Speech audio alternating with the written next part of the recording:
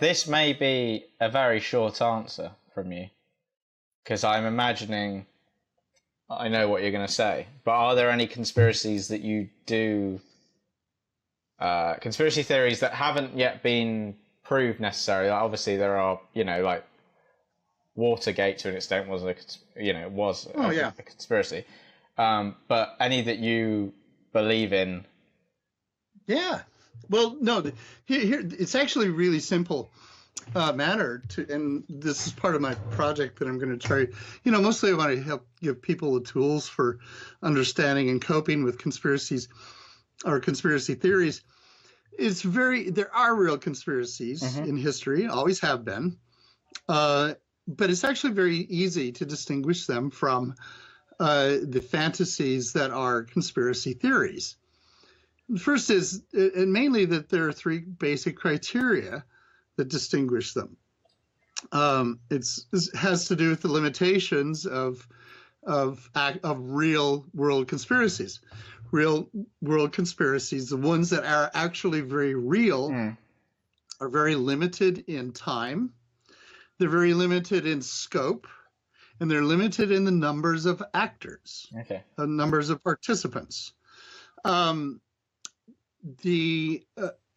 Any conspiracy theory that falls outside those boundaries is probably about 99% certain to be ridiculous or of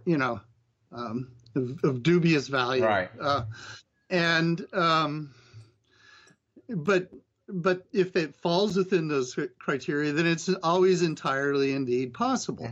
But, just like the protocols of the Seven Elders of Zion, probably the hoariest of the current lot of conspiracy theories, or the one that preceded that, the Illuminati conspiracy theory, which was actually generated, by royalists, people, and monarchists, people who, the old Illuminati conspiracy theory was actually a sort of propaganda effort against the Enlightenment. Oh, really? I don't know if you knew that. No, Yes, it's got quite a history.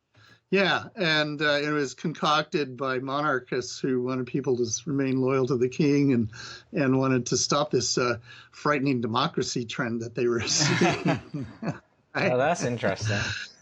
Yeah, so it has roots. Conspiracism has roots in really probably the worst of our politics, and in the 20th century, the oldest and probably most pernicious of them all was the anti-Semitic conspiracy theories around the protocols of the Seven Elders of Zion, which you see almost perfectly replicated in its architecture in the modern day cultural Marxism theory. That is, a secret cabal of nefarious Jews who sits around and comes up with ideas for means to destroy Western white civilization, right? That was what Protocols was about, and that's what cultural Marxism is about. So, in all of these, it entails, in order for these conspiracies to actually work, you have to have hundreds, even thousands of participants.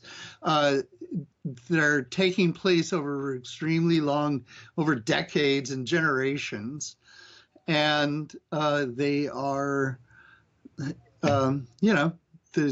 they basically want to rule the world, So that's pretty unlimited in scope, pretty unlimited in time, and pretty unlimited in the numbers of actors. So really, those three criteria really are how you can best distinguish.